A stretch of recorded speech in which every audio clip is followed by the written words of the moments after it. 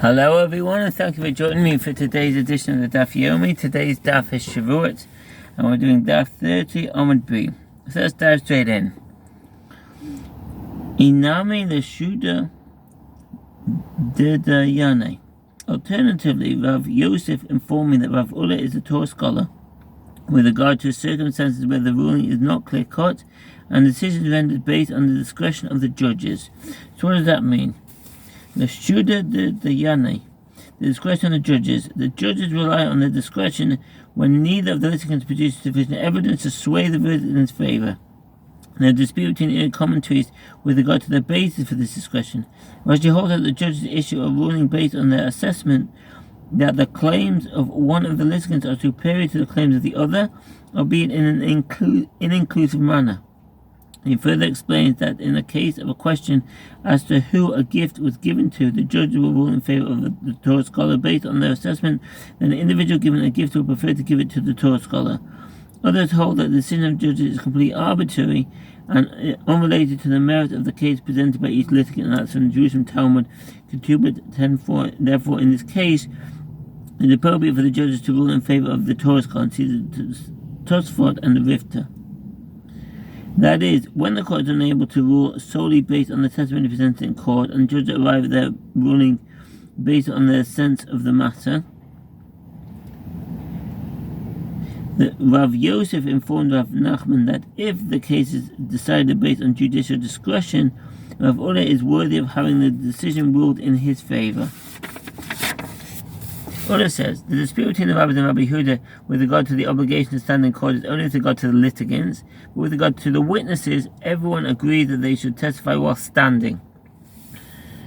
But Eidim Divrei HaKol Ba'amida, the witnesses are required to testify while standing. As it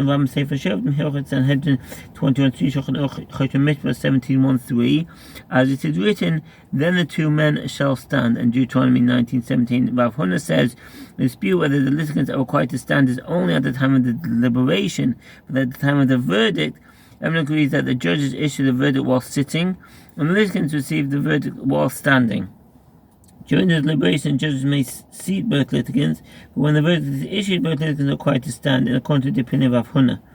It is the prevailing custom in all Talmudic courts to seat both the litigants and witnesses in order to avoid disputes, as the court does not have the authority to enforce all of the conventions. Nevertheless, a God-fearing judge should make certain that the witnesses stand. And as the Rambam Sefer Shoftim, Hilchot Sanhedrin 21:3, Shulchan Aruch Choshen Mitzvot 17:1-3 in the Shach there.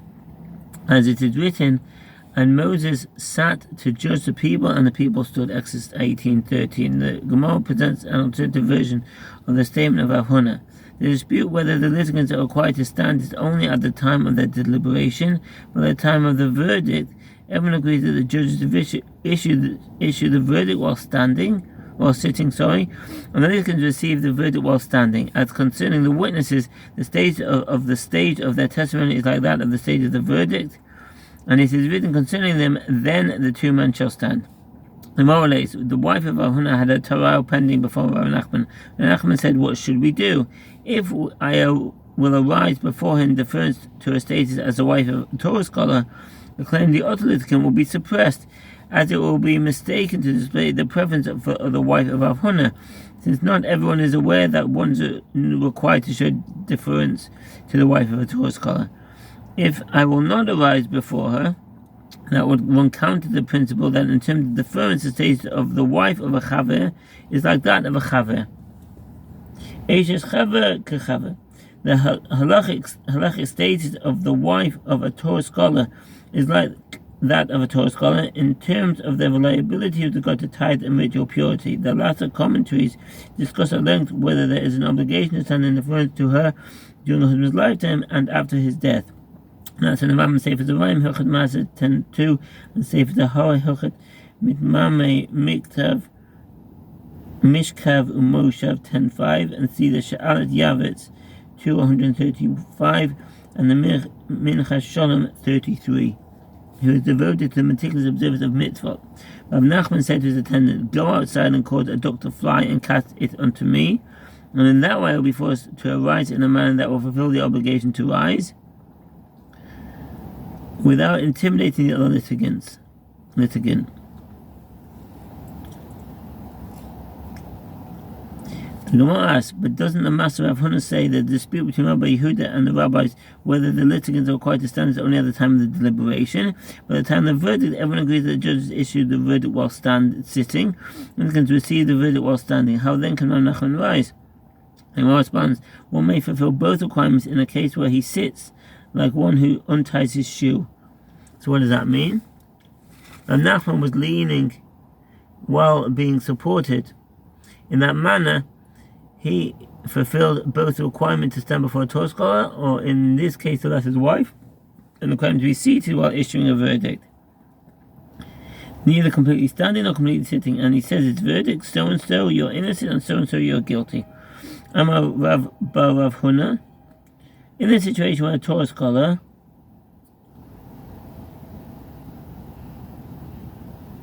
Surah de Ramadan, what does that mean? The Ramadan and Amoritz. If the Torah scholar and Amoritz come before the court seats the Torah scholar and tells the Amoritz to sit. If he chooses not to sit, the court neither forces him to sit nor they compel the Torah scholar to stand, in accordance to the opinion of Rabbi Rav Huna. If the Amoritz sat and the agent of the court stood him on his feet, the judges need not tell him to sit again. And that's the Rambam say for Shevuot Daf Hilchot Sanhedrin 21:4, and Rosh Mishpat 17:2, and the Shach there. This Surah de Ramadan, Torah scholar. This appellation for Torah scholar is commonly used throughout the Talmud, but its source and precise meaning are unclear. One explanation is from the word sarav, which means seer, indicating that one is enthusiastic, seared by the fire of Torah, of Hayagon. Have a court case with one another. We seat the Torah scholar, and to the Amoritz we also say sit. If he chooses to stand due to deference, we have no problem with it.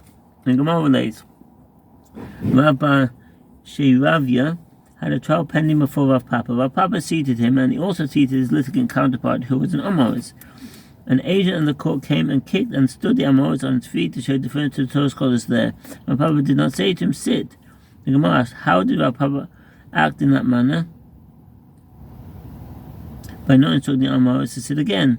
But on the claims of the Amoritz suppressed by Rav Papa's perceived preferential treatment of Rav Bav Shavera, the Gemara responds, Rav Papa said to himself that the litigant will not perceive bias. As he says, the judge seated me, it is the agent of the court who displeased with me and compelled me to stand. And Rabbi Rav Huna says, in this situation when a Torah scholar and Amoritz have a court case with one another, let the Torah scholar not come to court early. If the student comes to trial before his teacher, he should not come to the court early, as it appears that he is doing so to discuss a case with the judge.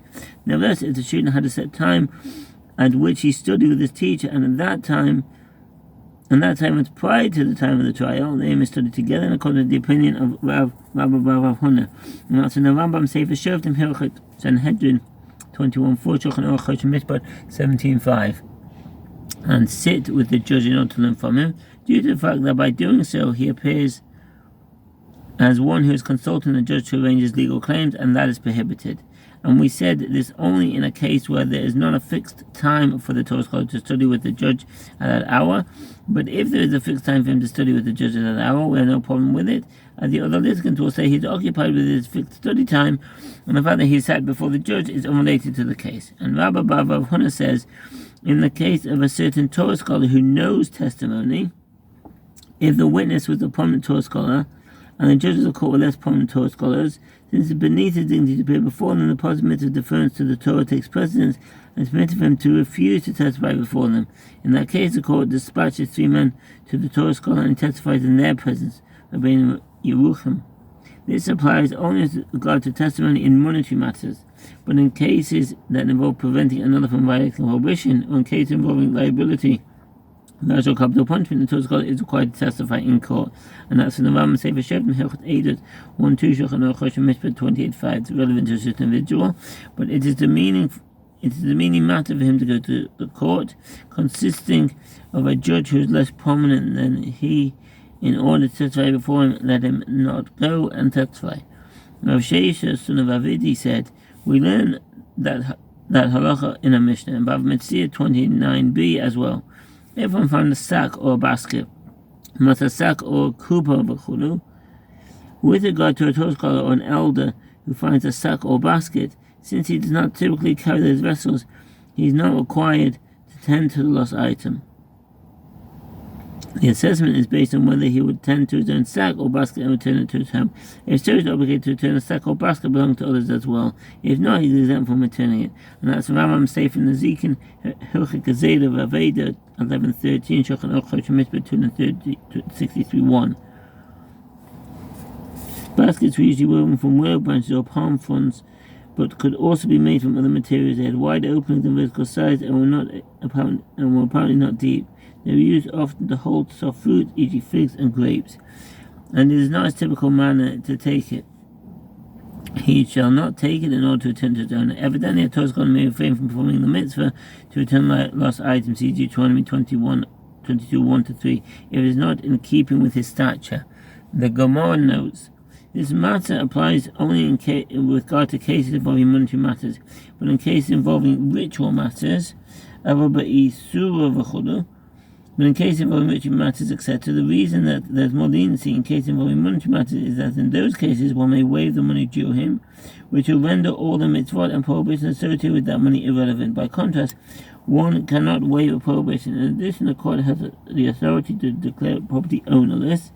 They don't have authority to permit prohibitions. Therefore, if the testimony of a Torah scholar is essential in order to prevent the violation of a prohibition, he's obligated to come to court and testify, even if doing so is not in keeping with the deference due him.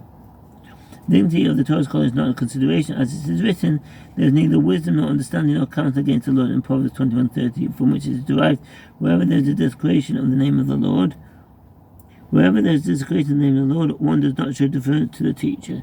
Rambam Sefer Hamada Hilchat Talmud Torah 5:3 and Sefer Shoftim Hilchat Eidos 1:2 Shulchan Aruch Yodei 242:11. One does not show deference to the teacher, rather the Torah scholar forgoes the honor due him in order to avoid violation of any prohibition that would desecrate the name of God.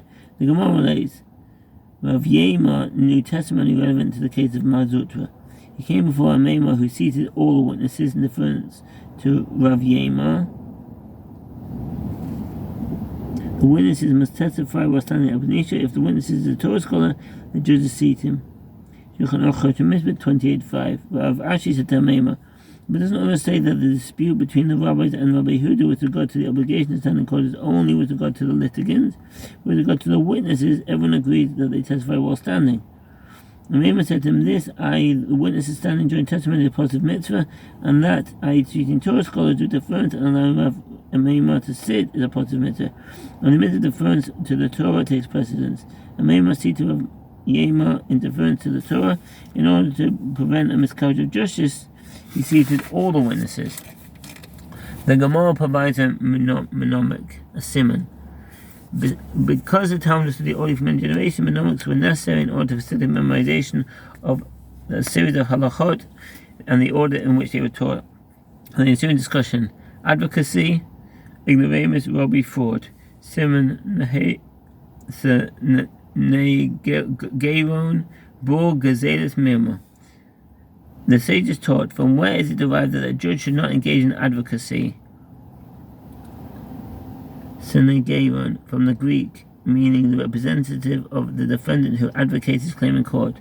For his statements, Rashi explains that this means that in a case where the judge is uncertain whether his opinion is correct, he should not seek to formulate claims and proofs to support that opinion. Some question of Rashi's explanation as formulating claims and proofs to support an opinion about which he is unsure is a blatant miscarriage of justice, which is expressly prohibited by Torah law. The reader agreed with Rashi. When the explanation resolves that difficulty, he explains that the judge is aware that his opinion is without bias and has no intention to issue a ruling based on that opinion. Nevertheless, to avoid embarrassment, he cites claims and proofs to legitimize his opinion. The concern is that the students will be convinced by these proofs and adopt a mistaken opinion. Hananiah explained that the Baisa is saying that a judge should not engage in advocacy for the statement of one of the litigants, as is taught in a Mishnah in Avot 1:8. When sitting as a judge, do not act as an advocate. This means that the judge must choose to do it carefully to avoid providing one of the litigants with guidance on how better to present his case. Rambam and the Ritva explain the Baita in a similar manner.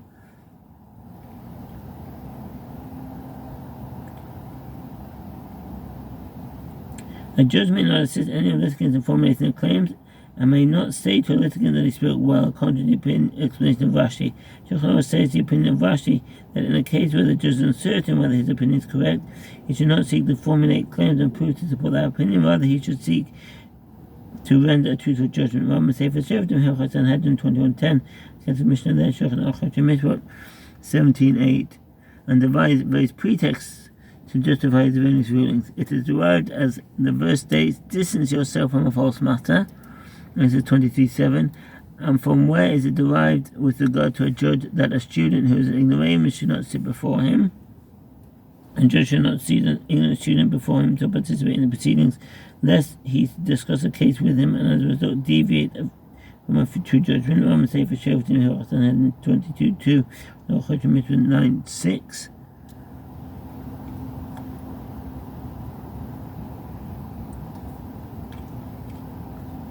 Because the proceeding is derived, as the verse states, distance yourself from a false matter. When an ignorant student engages in the proceedings, he is apt to cause the judge to err in judgment. From where is it derived that a judge who knows that another judge is a robber? If a judge knows that another judge is a robber or is wicked, it is prohibited for him to sit in judgment with him. The scrupulous Torah scholars in Jerusalem would not sign a document unless they were certain of the integrity of their co-signatories, and they would not sit in judgment unless they were certain of the integrity of those sitting with them on the tribunal.